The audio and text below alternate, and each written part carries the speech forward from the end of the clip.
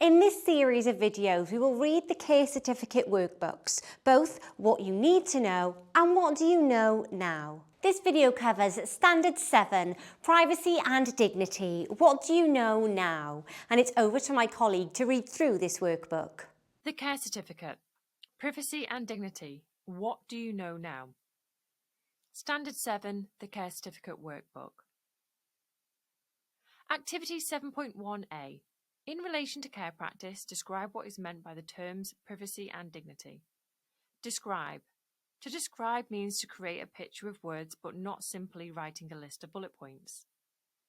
So in your own words, privacy is, dignity is. Activity 7.1b.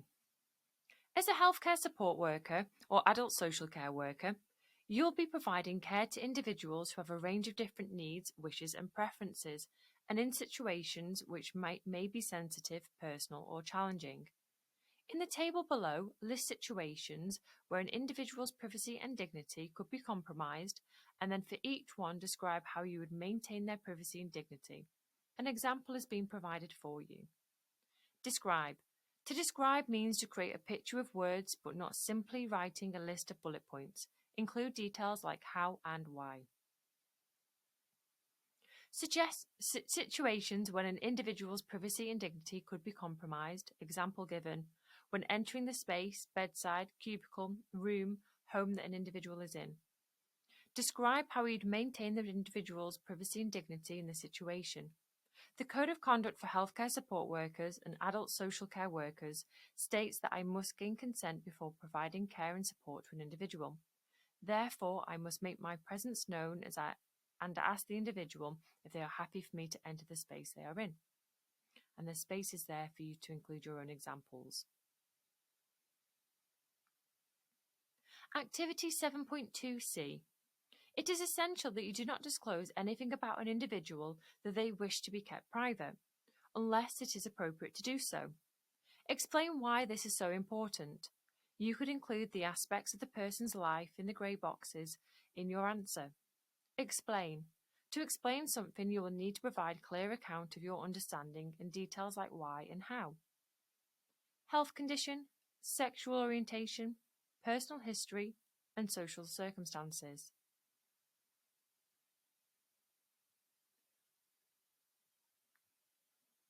Activity 7.3a. There are a number of ways that you can help individuals to make informed choices. Describe 3 different ways in the boxes below. An example has been provided for you. Describe. To describe means to create a picture with words, but not simply writing a list of bullet points. Provide as much information as possible. What other examples can you think of that are relevant to your place of work?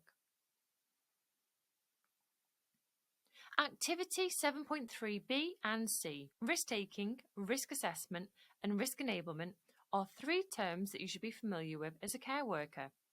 Familiarise yourself with these terms and answer the 2 questions below. How can risk assessments be used to support the right of individuals to make their own decisions? Why must you ensure that personal views do not influence an individual's own choices or decisions? Activity 7.3d. Part 1. For each of the statements below, decide whether you need to support the individual to question or challenge the decision. Describe. To describe means to create a picture with words, but not simply writing a list of bullet points. An individual has been transferred to a new service or situation without being informed of the change. Would you support the individual to question or challenge the decision? Yes or no? An individual has consented to being referred to a speech therapist for support after a stroke. Would you support the individual to question or challenge the decision? Yes or no? An individual's diet plan has been changed, but they are not sure why. Would you support the individual to question or challenge a decision? Yes or no?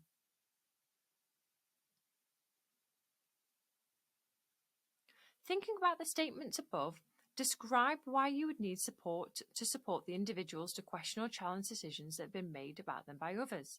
Include the following in your answer. confidence, empower, self-esteem, and person-centered care. Activity 7.4D. As part of your duty of care, you have a responsibility to support individuals to question or challenge the decisions that are made by them by others, especially if these decisions have been made without their involvement or consent. For the two examples below, state how you would support the individuals to question or challenge the decision and also describe how you would report your concerns to a relevant person. Describe. To describe means to create a picture with words but not simply writing a list of bullet points. Include details like why and how. Example 1. An individual tells you that the medication has been changed and they are experiencing side effects. They think this is because of another pre-existing condition. State how you would support the individual to question or challenge the decision. Describe how you would report any concerns you have to the relevant person. This could include a senior member of staff, carer, or family member. Example 2. One of the individuals you support has dementia, has been declined access to a service or activity as it is believed it may cause unwanted negative emotions. State how you would support the individual to question or challenge a decision. Describe how you would report any concerns you have to the relevant person. This could include a senior member of staff, carer, or family member. Activity 7.5A, B and D. Valuing the individuals you care for and support makes very important contribution to encouraging active participation. Complete the table below to show how you can support active participation for the individual involved. A young ex-serviceman is being rehabilitated in hospital after receiving significant trauma to both legs. He is soon to return home to his wife and children with support of occupational therapists to ensure his home is equipped with the correct services to continue his rehabilitation. Prior to sustaining the injuries, he was engaged in many social activities and enjoyed sports such as basketball and surfing. Explain how you would enable the individual to make informed choices about their lives. Why is it important to enable the individual to develop skills in self-care? Why is it important to enable the individual to maintain their own network of friends within their community? Activity 7.5A, B and D. Describe the importance of valuing individuals, such as the one above. Helps to contribute and encourage active participation. You could use the example to help describe your points. Describe. To describe means to create a picture with words but not simply writing a list of bullet points. Activity 7.5C. Complete the diagram below to list other ways you can use to support active participation. List. List. This term means to identify the main points and can be written as bullet points. Ways to support active participation could include Activity 7.6B. Self-awareness and reflection is an essential part of your care practice, and being aware of your own attitudes and beliefs can help you to make sure your quality of your work is not affected negatively. Produce a written account to show how your personal views could restrict the individual's ability to actively participate in their care.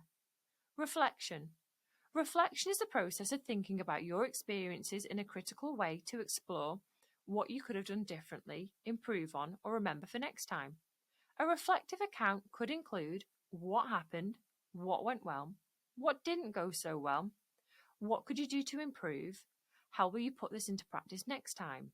Well done on completing the What You Need to Know booklet. We have the next standard in this playlist to support your learning through the full 15 standards.